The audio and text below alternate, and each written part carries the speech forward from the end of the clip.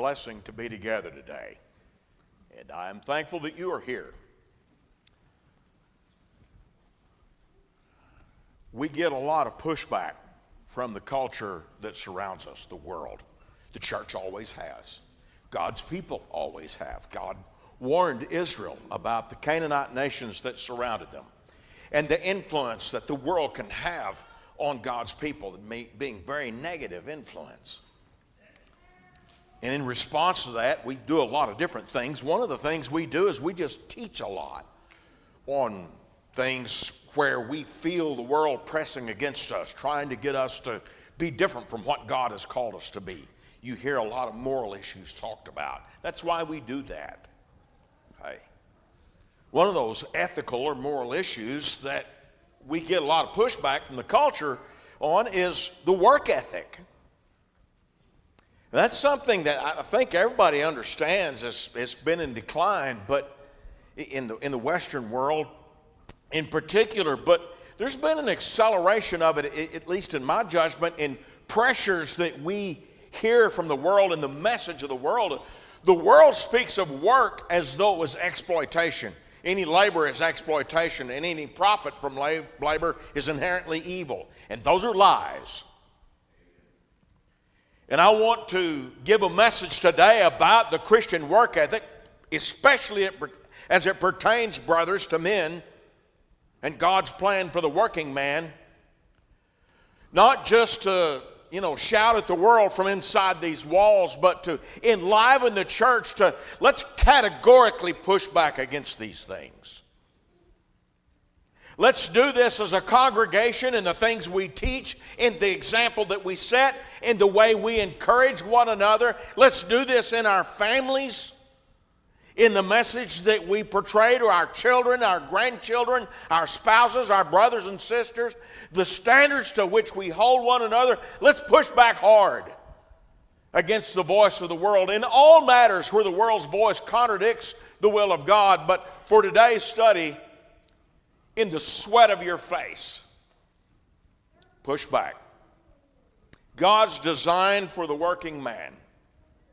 I'm here today to advocate hard work. And I want to say right out the gate, hard work looks different for different people in different ways of life and of different occupations. When you think of hard work, you might think of the old, back-breaking labor of hauling hay or whatever, and that's no doubt that's hard work. Done just a little bit of that, thankfully not a lot.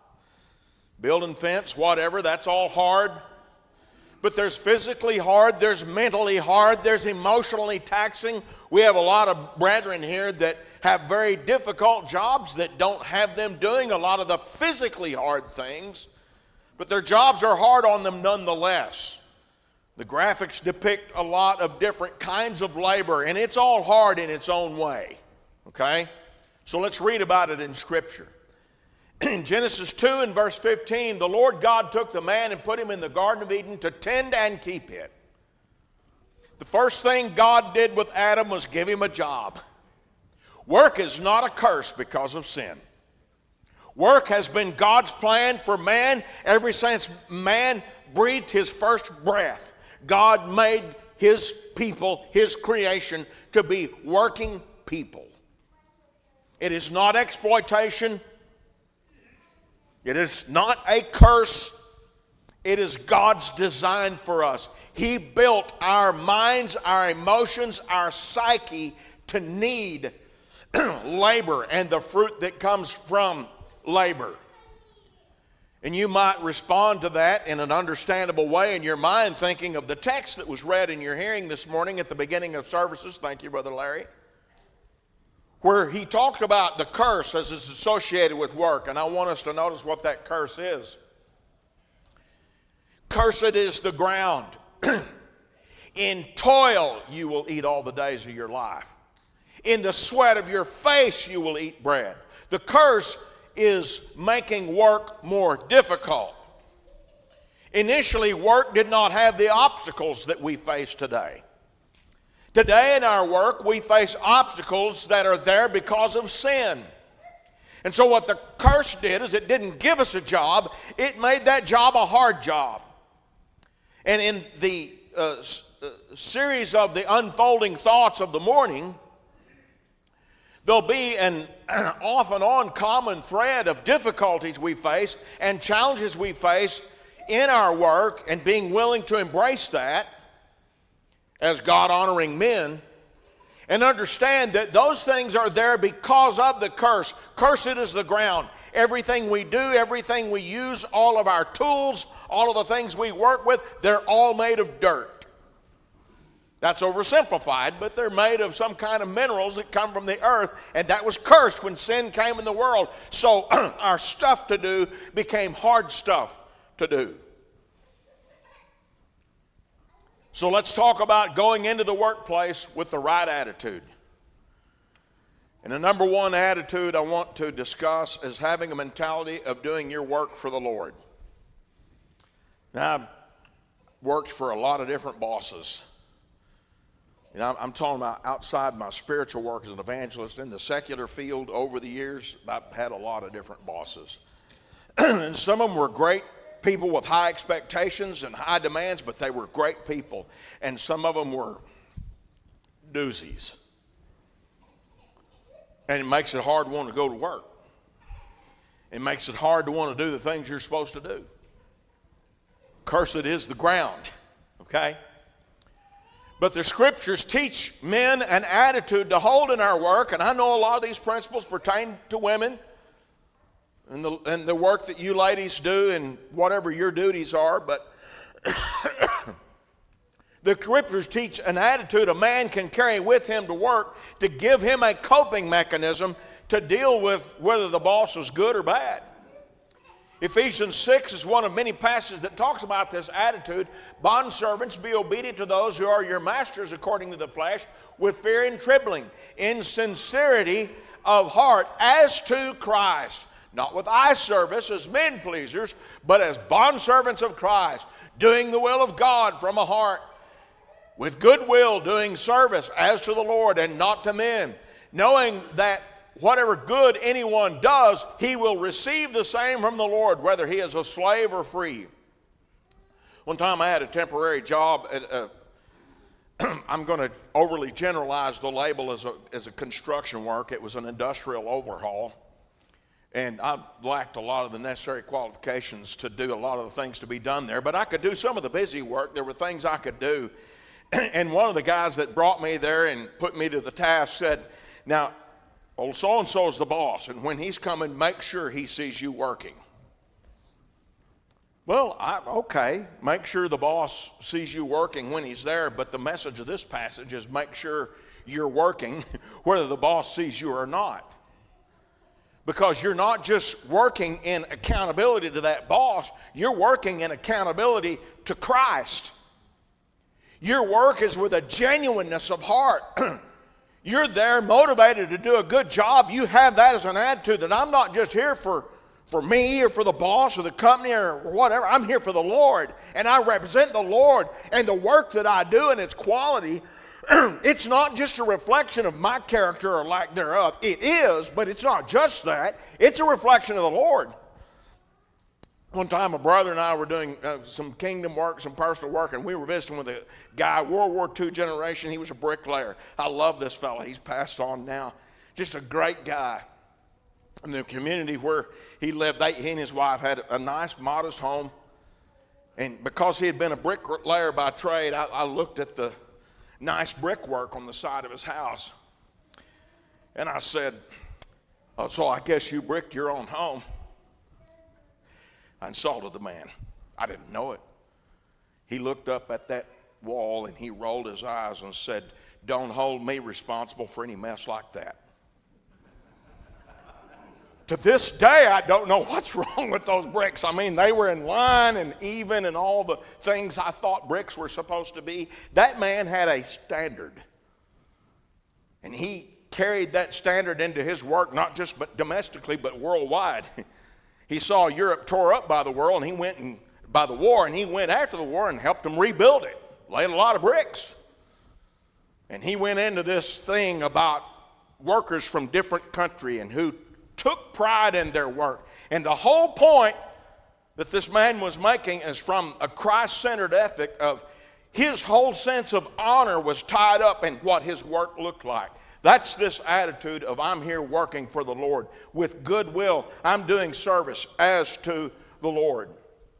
You're doing this for your family. We've touched on this from time to time. I've talked about it a lot in studies. Mike and I have talked a lot about that we fear that the church has failed to fully convey and persistently convey this message, the message of 1 Timothy 5 and 8. But if anyone does not provide for his own, and especially those of his household, he has denied the faith and is worse than an unbeliever. Men, God's work ethic is so important to him. It's such that if you don't fulfill that calling, he sees you as worse than an unbeliever. Take that in. The idea that this is exploitation, this is your honor to do this for your family.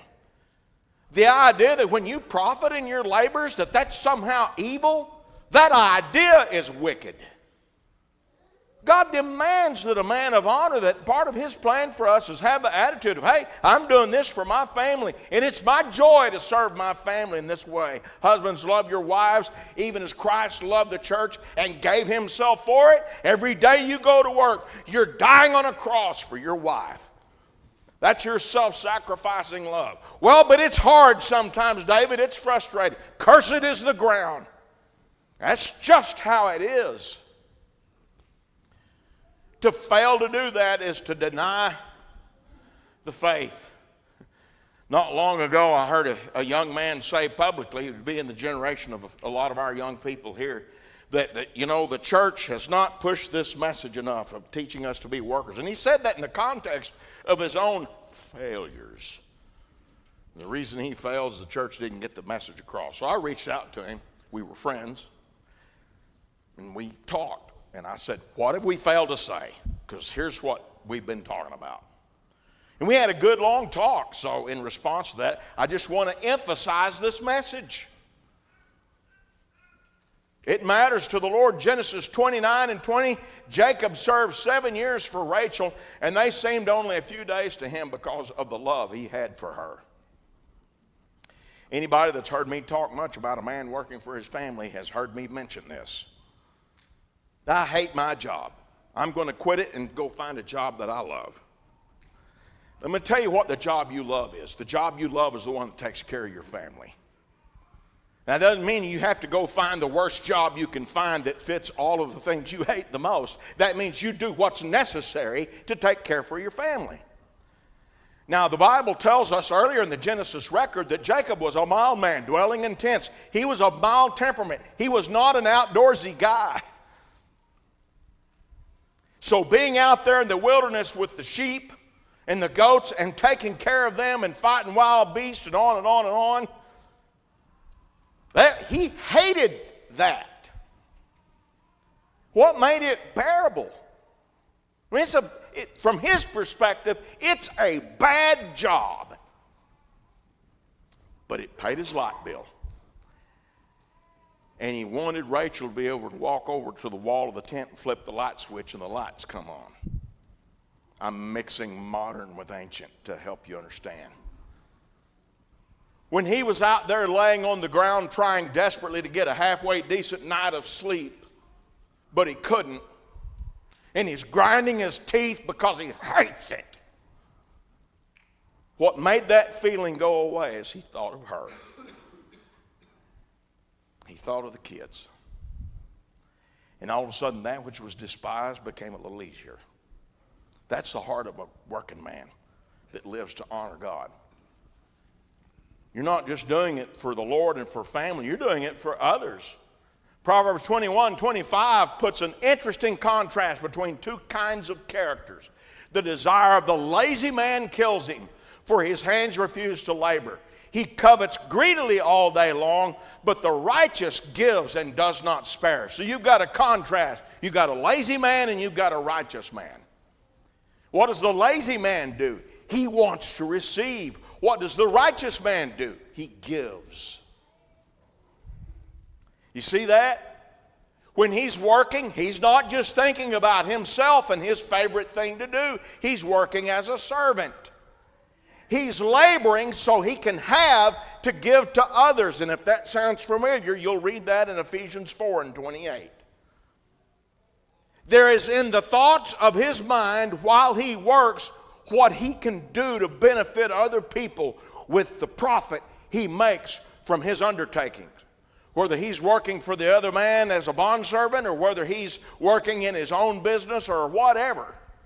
He's working with the thought of, I can help. I remember years ago I had a job that I hated. I was scotching a field, and there's a couple of y'all that I think know what that means. You're going into this vast, ceaseless ocean of farmland, and your job is to get all the rocks out of it. That was just east of here. And when I was given that task, the thought I had in my mind was, you have got to be kidding me. Here's this big bag. You load it, you drag it, dump it in the gully, come back and get another bag load all day. So I thought, I've got to figure out a way to make this work. Any of you who were into jazz music might be aware of Stanley Clarke. He was a well-known bass player. At that time in my life, I fancied his music. And so here's how I coped. If I do this one more hour, I'm this much closer to getting that Stanley Clarke album. There's a better answer. How much good can I do for someone else? That's the heart of Christ. The other may be a working heart, but that's the heart of Christ in the workplace. Another thing that we need to bring into the workplace is a sense of honesty. Exhort bondservants, Titus 2:9 says, to be obedient to their own masters, to be well-pleasing in all things, not answering back, not pilfering, but showing all good fidelity, that they may adorn the doctrine of God our Savior in all things. Let me quickly say something we've mentioned in the past, but I want to make sure this is clear.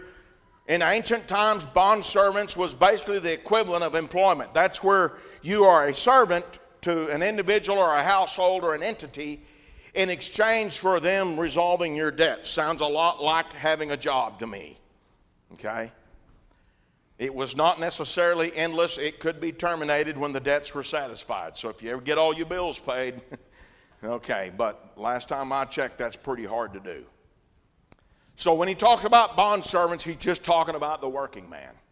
What do? Well, you don't pilfer. I was talking to Mike about this before church. I remember Dad chiding us, down there at the barn, pilfering around, and I thought that just meant we existed. We had the unmitigated gall to exist close by his stuff in the barn.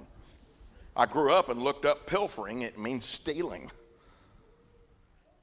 Dad thought we might take his tools and drag them out there somewhere and do things with them. I wouldn't take Dad's tools, would you, Mike? You better put it back in the exact same spot, at the exact angle and rotation, and if you don't, he will know. Don't steal your boss's stuff. I remember one time at a job that wasn't my favorite, I heard a coworker who was taking small coins here and there say, it's okay, they won't miss it. And I said, it's not, you're stealing. Yeah, but they won't miss it. It doesn't matter whether they'll miss it or not. What matters is it's wrong to steal. Instead, you show good fidelity. That's faithfulness. Now, look, I know that maybe they don't pay you what you're worth. It's not your job to equalize that or try to equalize it by stealing. Maybe that needs to be equalized in a different way, but stealing is not the way to do it. Did Mama ever say two wrongs don't make a right? If they're treating you wrong, okay, there's time for another lesson about being the employer, but today we're talking about the working man. And the message is don't steal. Well, I would never dream of taking, the things at work. Now, guys, I think probably the younger you are, the greater chance there is that you'll need to hear this.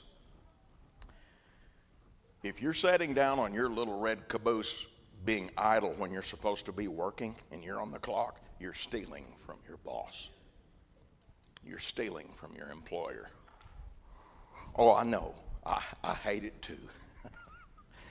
I'd rather take a nap. Who wouldn't? Cursed is the ground. It's hard. It's hard for everybody. Work with an attitude of gratefulness. In preparing this lesson, I talked to different brothers in the church that employ people, including my nephew. And Jonathan and I talked a lot about a sense of entitlement that some people take to the workplace. And the opposite of that entitlement is gratitude. Ecclesiastes 4 and verse 4 says, I saw that for all the toil and every skillful work, a man is envied by his neighbor. This also is vanity and grasping for the wind. This passage advises us, if you work hard and work skillfully and succeed, others will envy you for it. So there is a baseline capacity for envy. And when we talk about going into a relationship with a sense of being entitled to what that other person has, or entitled to receive a certain thing, that's just another word for envy. Now, I know it might be right before God for them to provide some whatever. That's, again, a discussion for another lesson at another time. We're talking about our perspective as those that are working. And for our perspective, we can't go in with a sense of envy or entitlement. We've got to approach it with a sense of gratitude. Talk to a lot of old men who've gone through a lot of jobs and somehow made it. The Depression era generation is dying off swiftly, and a chance to talk to those guys is a sun that's setting swift on a distant horizon.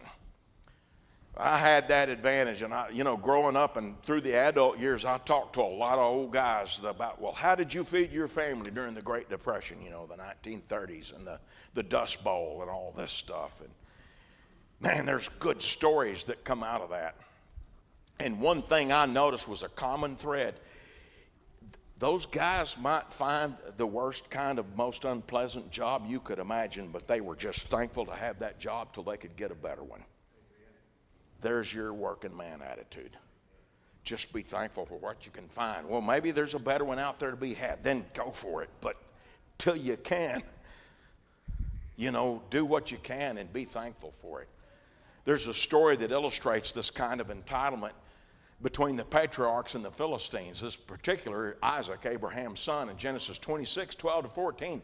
Isaac sowed in the land and reaped in the same year 100-fold, and the Lord blessed him. And a man began to prosper. The man began to prosper and continued prospering until he became very prosperous. For he had possessions of flocks and possessions of herds and of a great number of servants. So the Philistines envied him. Some things never change. The Philistines were a people that looked at Isaac's hard and skillful work mingled with God's blessings. They saw him make a profit and they said, well, that's wrong. That should be ours. Some things never change. When you follow the story further down in the narrative of Genesis 26, it's kind of amusing and aggravating all at once. Isaac has his guys go out and dig a well because you need water for their livestock. So they dig a well and they find water. And guess what the Philistines said? Who didn't lay a shovel to the ground? Okay, who didn't use the old car axle to knock that hole out deeper? Mike knows what I'm talking about. They didn't turn a tap, for those of you that are pipe fitters. But as soon as they saw Isaac and his men found water, they said, that's actually ours. That's Ecclesiastes 4 and 4 in motion. You don't go to your work with that sense of entitlement and envy.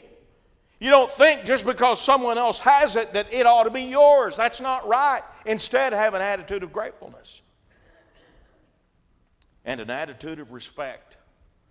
1 Timothy 6, 1 and 2 says, let as many bondservants as are under the yoke count their own masters worthy of all honor, so that the name of God and his doctrine may not be blasphemed. And those who have believing masters, let them not despise them because they are brethren, but rather serve them because those who are benefited are believers and beloved. Teach and exhort these things. There's a lot in this passage, and I'm just going to take a moment to talk about a little bit of it. Number one, he said, you treat your boss with respect. Well, but they don't deserve it. Well, I know. Okay? Man, there's this one gal that used to be the boss at a place where I work. I want so bad to tell you stories, but I'm not going to. Just suffice to say, I know sometimes they don't deserve it. And I know Proverbs says, misplaced honor it's not a good thing. It's like unseasonable weather. I think that's over in Proverbs 26. So I know there's a kind of honor you don't want to give to someone that's undeserving, but there's a fundamental level of courtesy and respect you can give to the most horrible individual, whether they deserve it or not. And here's the bottom line. Hated when Mom gave these lectures, but this is the truth. You don't treat them that way because of who they are. You treat them that way because of who you are. I'm still mad. I don't want that to be true, but it's true, okay? I'm just confessing to a room full of my closest friends. You do that because of your relationship with God. Well, but they're making a profit off of me. That's the whole reason they hired you. And that's what he says. Don't get bitter if it happens to be a brother in the Lord you're working for and he's over there peeling off $100 bills, counting them. Be glad. You're succeeding. You're doing your job. Well, I should have more of that. That's his problem. And that needs to be talked about, but that's not today's lesson. Today's lesson is the attitude we have, and we are careful to carry an attitude of respect. 1 Peter 2, 18 to 21, to just touch a little more on the idea of those that are undeserving. 1 Peter 2, 18, servants, be submissive to your masters with all fear, not only to the good and gentle. Grab hold of it, boys. But also to the harsh.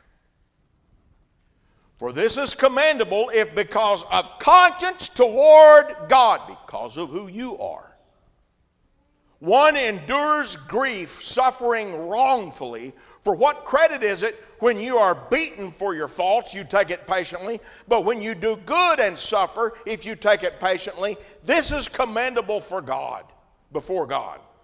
For to this you were called, because Christ also suffered for us, leaving an example that you should follow his steps. So we want to be Christ-like. And when things aren't right in the workplace, that's just another area where life gives us abundant opportunities to be Christ-like. And that is suffering things that aren't fair. And sometimes in the workplace, it's not fair. Okay? Sometimes it's that way. And he tells us that's when you got to hunker down and think, all right, I'm here to be Christ-like. And you can return respect and honor even where it doesn't seem due. Now let's talk about actions. Putting these attitudes in motion. When I approached this section, I thought, let's just methodically work through the workday, the work week, and the career. So that's a little bit of all of that stirred in. How do you start your workday? Well, you get up. Proverbs 26:14, as a door turns on its hinges, so does a lazy man on his bed. I've tried to visualize this because I have this mental picture. You know, one of those old heavy doors with really squeaky hinges.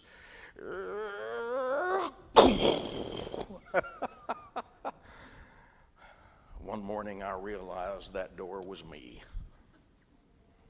Time to get up. Well, but I'm tired. Cursed is the ground. Well, but I don't feel motivated. You're doing it for the Lord, for your family, and for others. There's your motivation.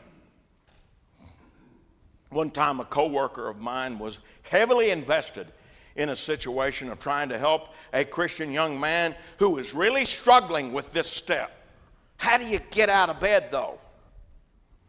Right? He was staying up late, like in the wee hours, playing video games, so when his alarm would go off in the morning, it was a struggle for him to actually get up.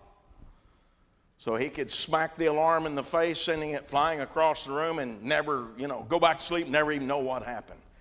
And he was this close to losing his job.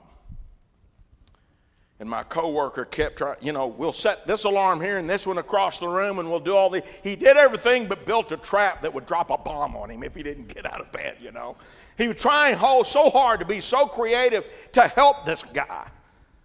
And my coworker's wife said, "Stop! He's either going to grow up and do it, or he's going to lay there in bed and be a big baby and fail." That's what she said. You think about that. So my coworker said, "Okay. You want to know whether or not he succeeded, but I want to know what you're going to do." I know it's not easy. It's harder when you're younger because of sleep biology. No time to go into that in details, but it's a challenge. Do it anyway. Cursed is the ground. Sometimes it's just like that story I just told you. Sometimes you just got to make up your mind you're going to grow up and do it. And part of that ability that morning depended on decisions you made at bedtime last night. All those things have an off switch. This is not hard. You just have to decide. Show up early. I saw an article the other day about a woman that lost her job because she persistently showed up early, and I thought, there has to be more to the story. And it turns out there was. That typically doesn't get you in trouble. Now look, here's the point. It's not just about showing up early or being punctual or that's tied to the get up when you're supposed to get up. Get up as early as you need to get up to make it through traffic. You get where you're supposed to be at the time you're supposed to be. But it's about a greater mindset. It's captured in the lyrics of an old song about a country boy. Show me where I start. There's a mindset. And regarding that mindset, the proverb says, "Go to the ant, you sluggard. Consider her ways and be wise, which having no captain, overseer, or ruler, provides her supplies in the summer and gathers her food in the harvest." There she is out there lifting heavy things. You watch them very close, which Mike and I used to joyfully do, magnifying glass in hand. I mean, they're picking up stuff that's bazillion times heavier than their body weight and just wagging it around. It's amazing what they do. Well, he's telling us in this context, here's what it looks like. Okay? So, going back to the attitude idea, you're showing up early and you're ready to work and you have that show me where I start mentality, and that reflects itself in the way you get there and how you conduct yourself while you're there. Show up early is just a piece of that. I hope you can see that. And then while you're there, work hard. Remember, hard work looks different for the different people. Sometimes it's emotional toil. Sometimes it's mental toil. Talk to some of these engineers. They'll tell you about that. It doesn't hurt your back as bad as hauling hay does, but it hurts. Okay? Proverbs 27, 23 through 27. Be diligent to know the state of your flocks and attend to your herds. For riches are not forever, nor does a crown endure to all generations. When the hay is removed and the tender grass shows itself and the herbs of the mountain are gathered in, the lambs will provide your clothing, and the goats the price of a field. And you shall have enough goats' milk for your food, for the food of your household and the nourishment of your maidservants. So this passage is telling you how you make a profit. It's not evil to make a profit.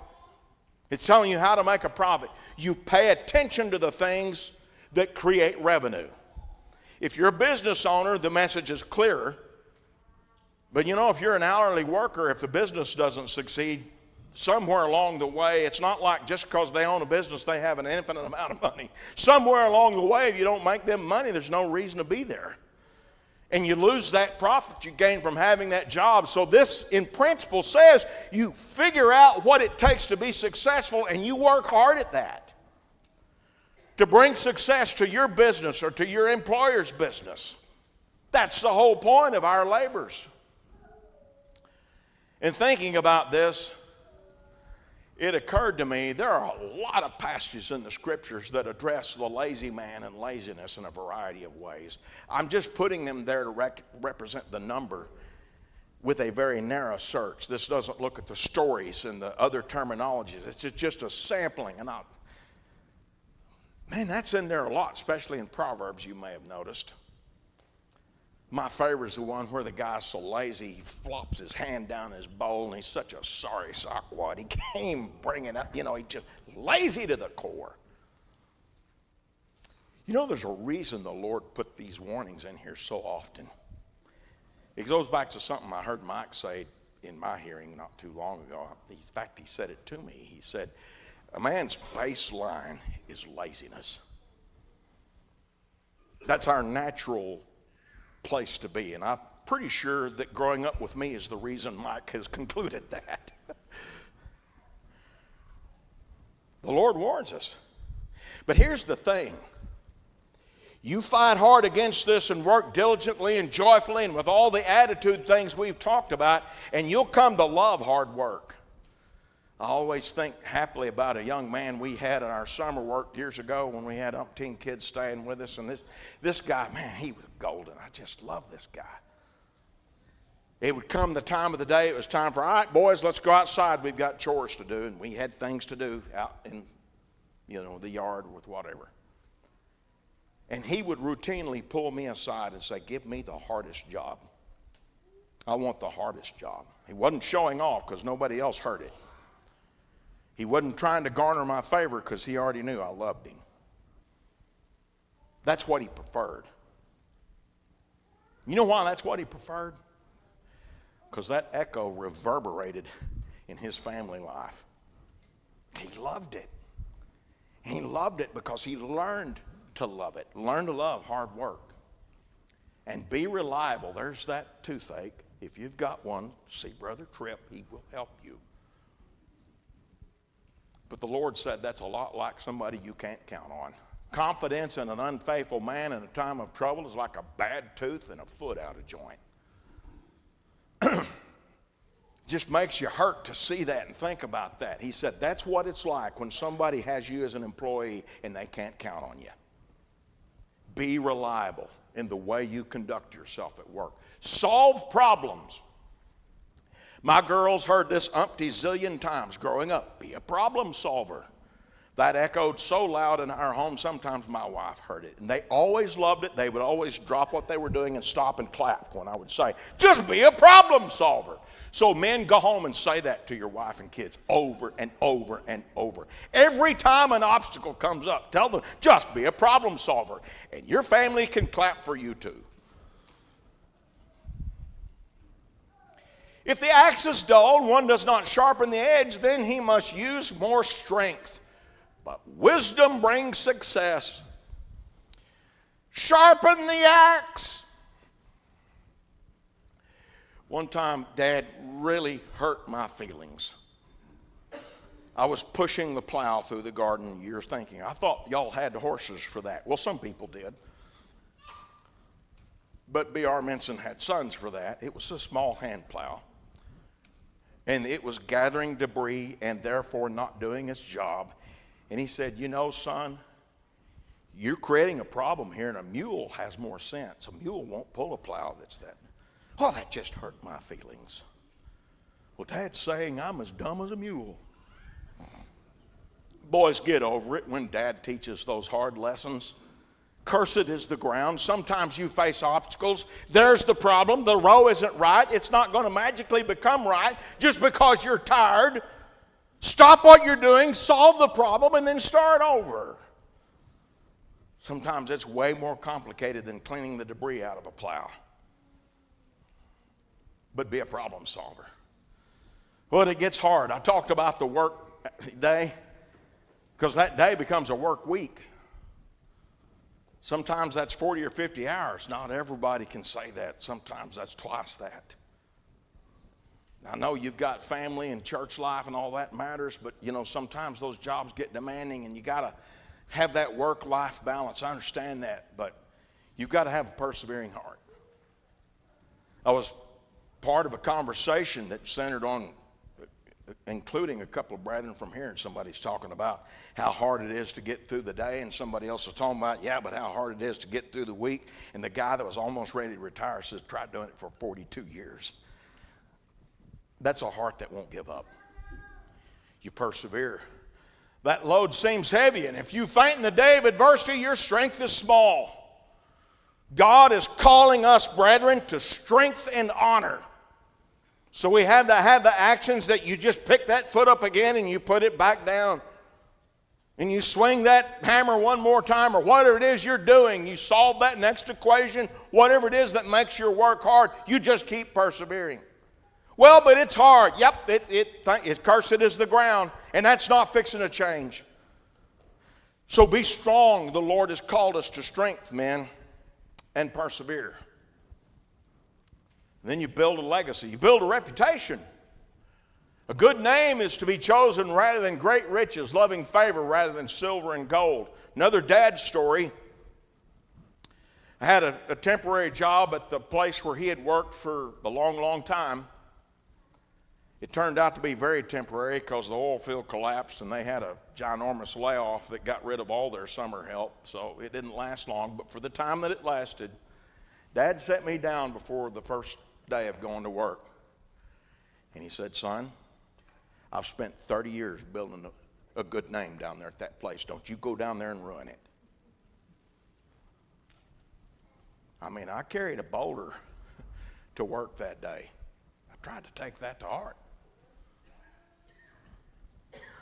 That'll make you raise your duty flag if you'll stop and think about the value of a good reputation. Build a reputation as a hard worker. Build your skill.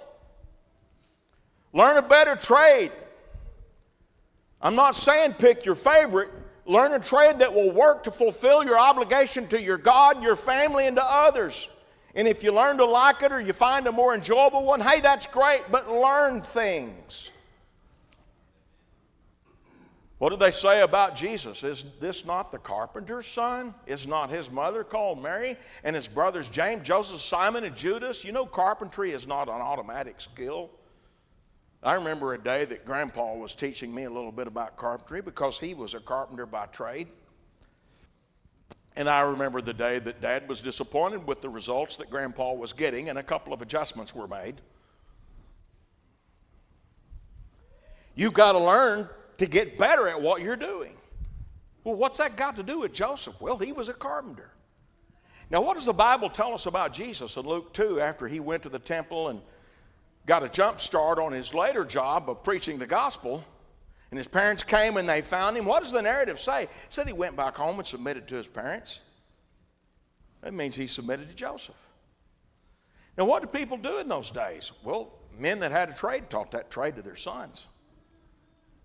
Well, how do you know Joseph did that with Jesus? Mark 6 and verse 3. What did they say about Jesus? Is this not the carpenter, the son of Mary and the brother of James, Joseph, etc.? If the Son of God can humble himself enough to take time to learn a trade, so can you. Get over yourself. You're not above it. Okay?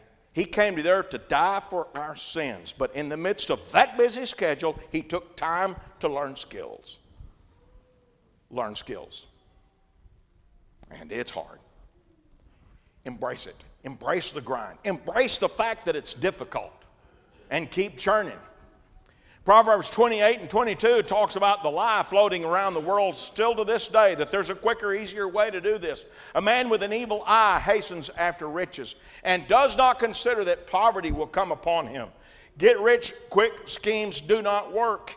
If they did, the poor people pushing them would be using them to not be poor. They don't work.